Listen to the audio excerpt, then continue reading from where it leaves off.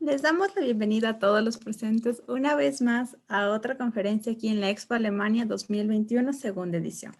El día de hoy vamos a presentar el tema Fighting Against COVID-19 Epidemic, Innovative Therapeutic Drugs and Abdallah Vaccine Developed at the Center of Genetic Engineering and Biotechnology. Nuestros expositores de la tarde de hoy es el señor Gerardo Guillén y la señora Maladis Limonta. Ellos están en nombre de la empresa BioCuba Pharma. Les invitamos, por favor, en el pabellón de salud a visitar a esta empresa y doy paso a nuestros expositores.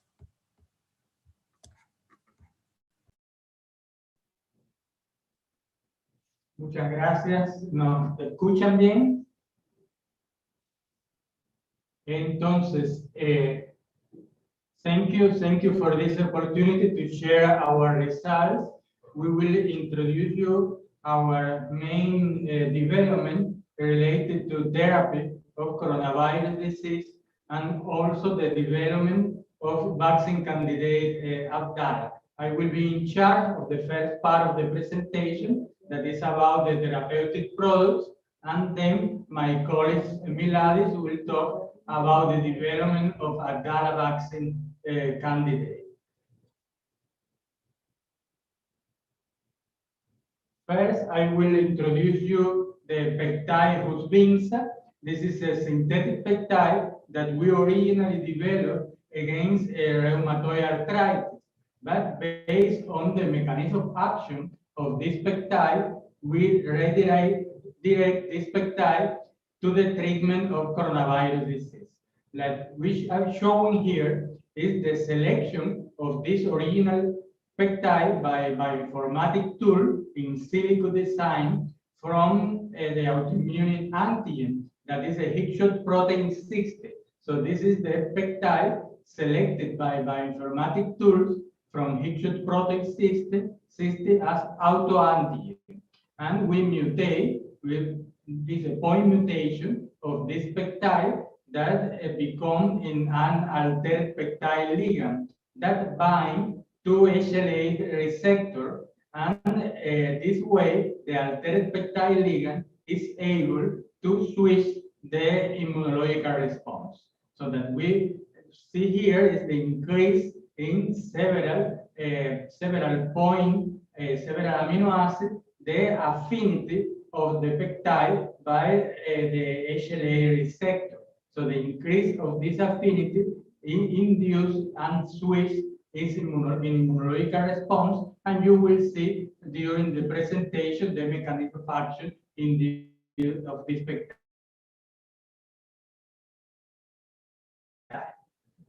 Using a compassionate treatment last year in April in one of the main hospitals, including patients from the coronavirus disease, and that like you can see here is a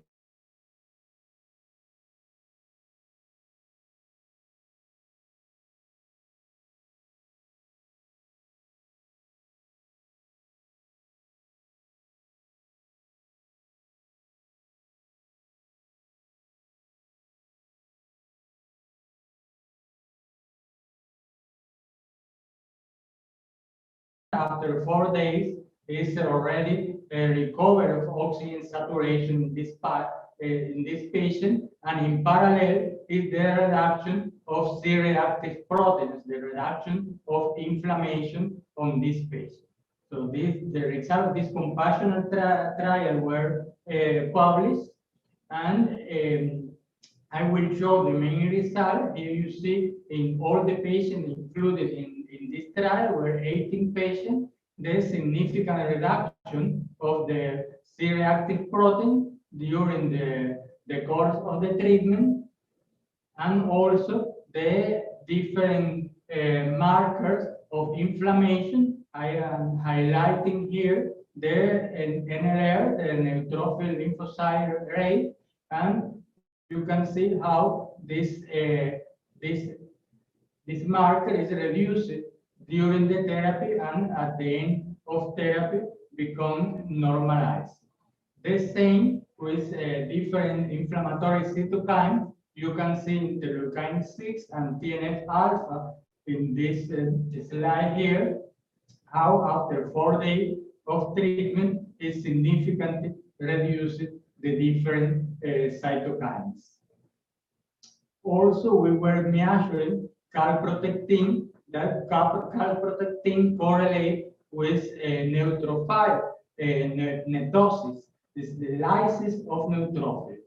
So, and you can see here, this was in one patient, how this marker, the calprotectin, is reduced with the course of the disease and the treatment. And here, in the panel A, we are comparing the critical patient with severe ill patient, and you can see how this marker is more elevated in critical patient. Very high level of inflammation is also elevated in severe ill patient, but is higher in critical patient. And you can see here during the treatment, before and after the treatment, in all the patients included in this trial, how is a reduction of this marker of inflammation. In the next slide, you can see the increase of T regulatory cells induced by the peptide in the course of the treatment. So it's a significant increase of the T regulatory cells during the treatment with the peptide. And as a summary of the introduction of this peptide in the Cuban national protocol, with more than 3,000 patients have already been treated with this peptide. So in the observational trial that we conducted with 270 patients, we could conclude that in critically ill patients, we have 76% survival with this peptide. In seriously ill patients, 87% survival, and in moderate ill patients, it means patients that were at risk, more older than 65 years, with several comorbidities, diabetes, obesity, hypertension. So in this group of patients that we treat with the peptide was 100% survival. And another important figure of this peptide is the safety. So very high safety of this peptide, practically no side reaction.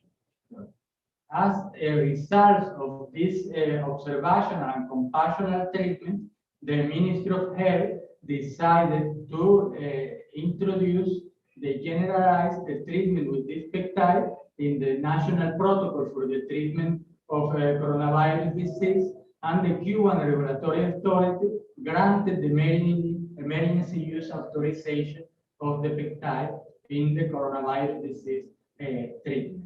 As I mentioned, the treatment was safe, and an important factor also is that it doesn't induce immunosuppression because it works through the T regulatory cells and through the neutrophils lysis.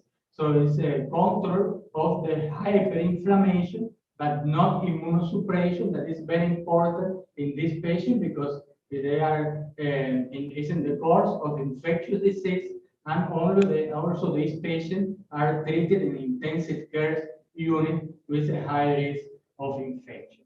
So the peptide was able to improve the condition of moderate, severe, and critical ill patients and avoid the evolution of this patient to more severe disease and not need mechanical ventilation.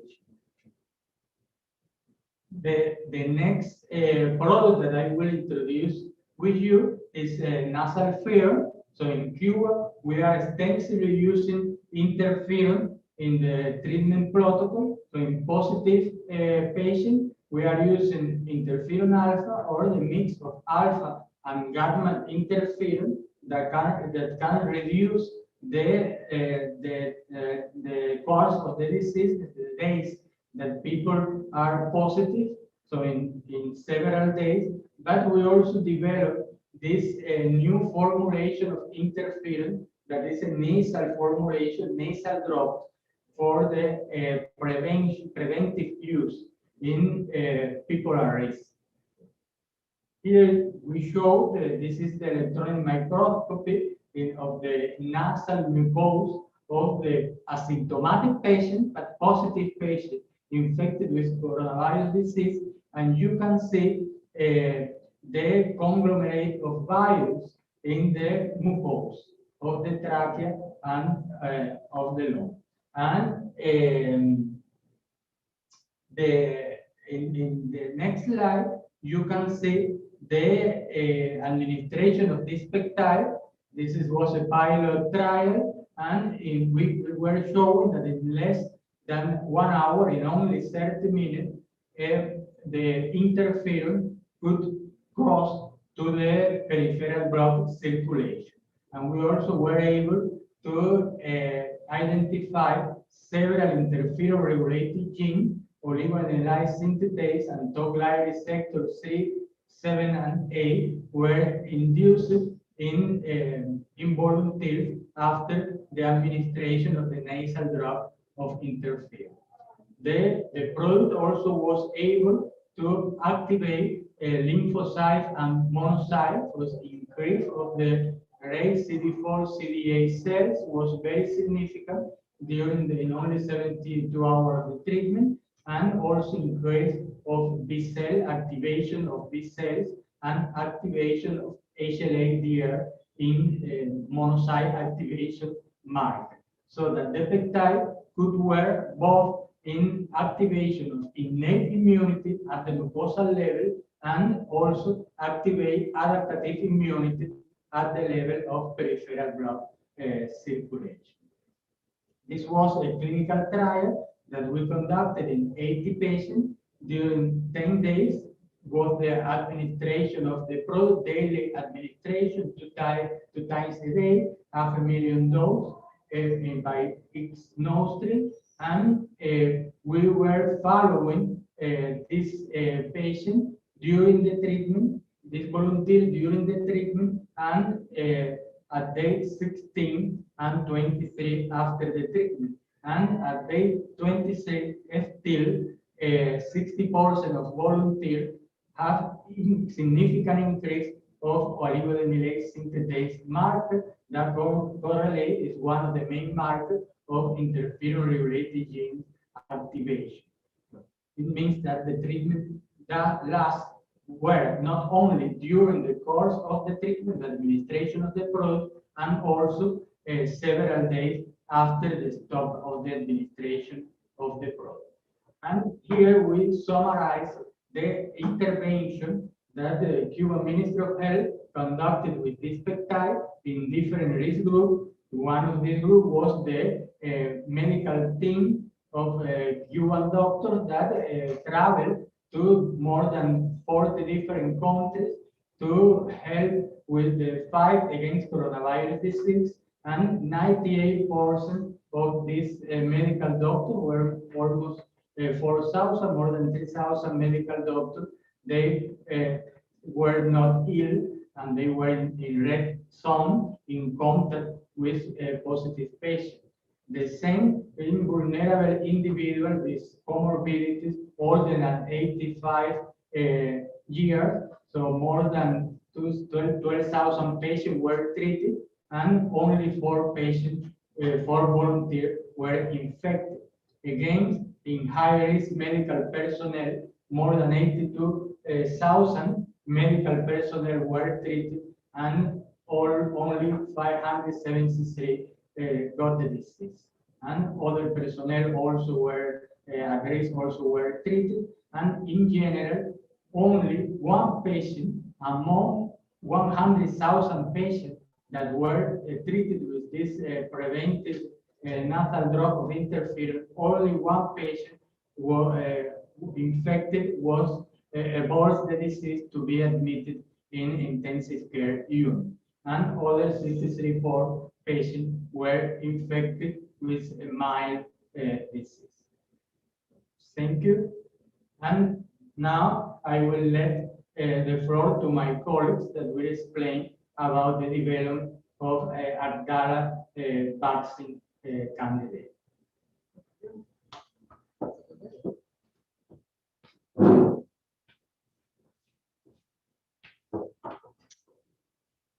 So good afternoon for everybody, and thank you very much for the opportunity to share with you the results of Abdala vaccine.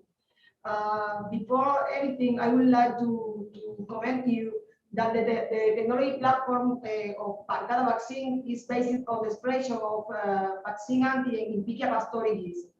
CIGB has a lot of experience in expressing recombinant proteins such as the antigens that are part of the hepatitis B vaccine against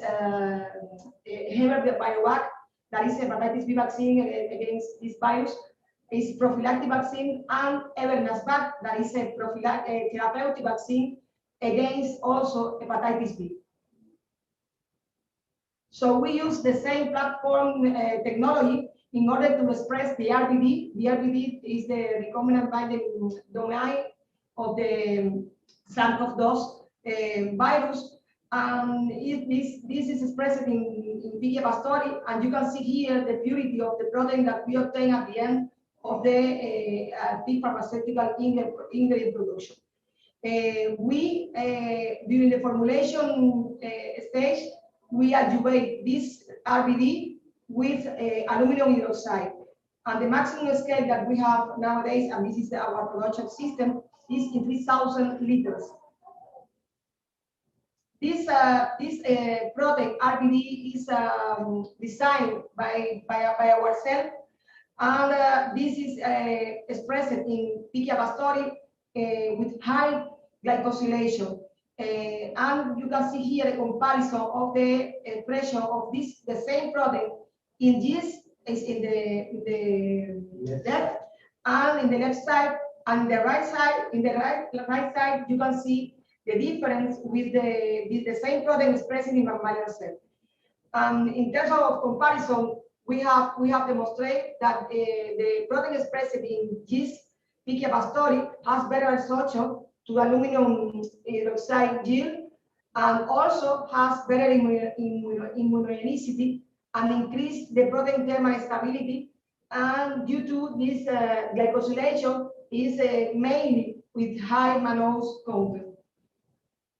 Also, during our preclinical study, we have done several studies, toxicity and pharmacology, and also we studied the cellular response in mice and convalescent individuals.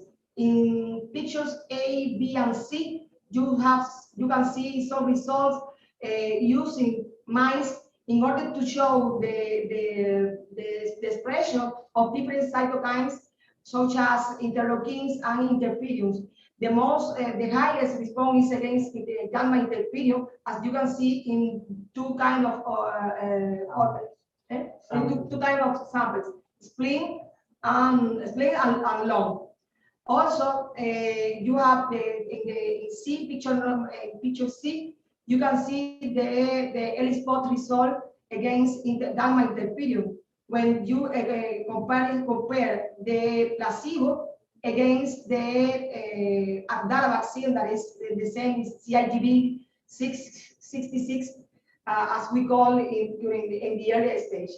Also in the spot, you can see the spots of the cellular response after recall after 3 months, and the results in convalescence. You can see a comparison between culture media and the protein that is in Abdala vaccine. During the clinical development, we comply 3 phases. Phase 1-2 that we started in December 7, the phase 3 that we started in March 22, And also, we have some interventional studies that started in March 29.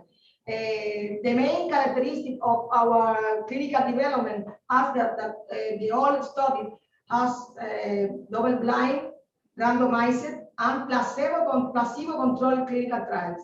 In the case of phase 1, we include 132 individuals between 19 to 54 years old. Later, in phase 2, we include 660 individuals between 19 and 28 years old. And in these two trials, we evaluate safety and immunogenicity. And at the end of the clinical trial development, in the case of phase 3, we include more than 48,000 individuals between 19 and 80 years old. In this case, we evaluate plus safety and immunogenicity, we evaluate efficacy. So in the case of phase 1, we are studying two kinds of schedule, a shorter and another one longer. In the case of the shorter, we immunize 3 times between 14 days. And in the case of long schedule, we immunize the subject between 28 days. We use, in both cases, we use 3 doses. And we use 25 micrograms and 50 micrograms. Talking about first, I will talk about the safety profile of the vaccines, and we compare the vaccine result against placebo. And you can see here that the safety, the rate of frequent adverse events of total dose was less than 10%. And we're looking for these adverse events each dose after 1 hour, 24 hours, 48 hours, and 72 hours in every dose. And the main adverse events were injection site pain, headaches, hypertension, other adverse events in the injection site, nausea, general discomfort. But you can see that there is not any difference between Abdala and placebo. And in general terms, the mild adverse events were 95%, and in the case of moderate were 5%. We haven't any later adverse events, or the results were, in this case, were very good. Talking about safety and immunogenicity, we compare here the results between 25 micrograms, 50 micrograms. In the first case is the short schedule, and the other first and fourth group are related with the long schedule. All of them are compared with the placebo.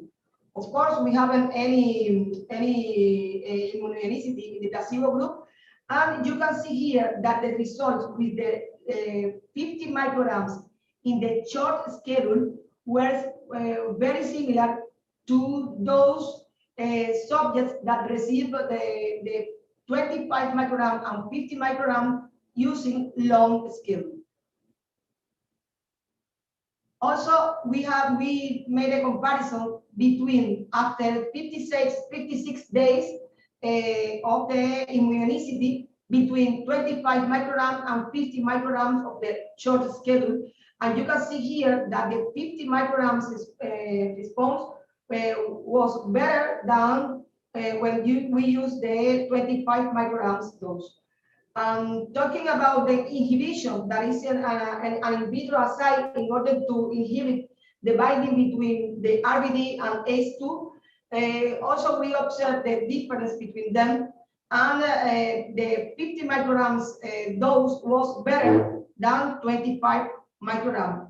And in general terms, we can say that the more than 86% of the subjects who received the 50 micrograms dose has a better inhibition than those that they receive 25 microgram vaccines, 25 micrograms dose. and a comparison between short schedule and long schedule again shows that there is similar response between the 50 micrograms dose in short schedule and 25 microgram and 50 microgram in long schedule. And here, this is the result of phase 2. And we can say here, in this case, we go ahead to the phase 2 with only one schedule. Why? Because take into account the pandemic condition, we decide to go ahead with the short schedule, not long. So a comparison between 25 microgram and 50 microgram, the results were better with 50 micrograms in the case of phase 2 and the immunization results. And here we have a correlation between immunogenicity against inhibition of the binding between RBD and ACE2. And you can see the linear correlation between those individuals that has highest title of IgG, then they inhibit better the binding between RBD and ACE2. And talking about neutralization aside, you can see also the comparison between old schedule and every dose that we use in long and short schedule. And you can see the results of the 25 microgram in blue, in red 50 microgram, short schedule, yes, short schedule. And also in the case of 25 in green, 25 microgram and 50 microgram in long schedule during phase 1. And later on, the orange and purple are phase 2 neutralization results of 50 microgram in orange and 25 microgram in purple. And you can see the result that likewise there is not any difference, a significant difference between the result obtained with this orange and purple against red. So take into account of all of these results in phase 1 and phase 2, we go ahead in phase 3 with the short schedule and 50 microgram dose. So we evaluate the efficacy at 14 days after the last dose that the individual received. And the efficacy results, we have done three kind of analysis. Both of two of them are interim analysis and a final analysis in order to reduce the confidence interval. And you can see that the final results shows that the Abdala vaccine efficacy is 92.28%, with a confidence interval between 85 and 95, which these results comply with the regulation of the WHO that says that the efficacy should be higher than 50% and confidence interval of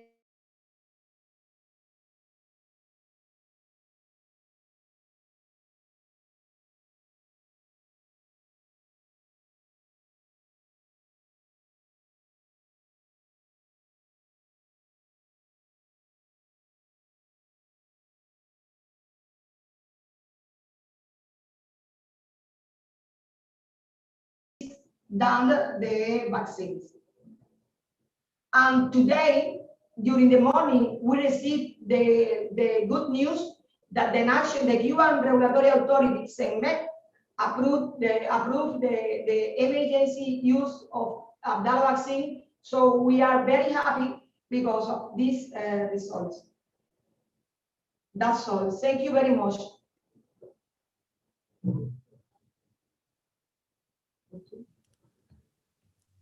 Agradecemos mucho la participación de nuestros expositores. Les invitamos, por favor, visiten el pabellón de salud a nuestra empresa. Agradecemos mucho a todos los participantes y en caso de preguntas haremos llegar a nuestros expositores las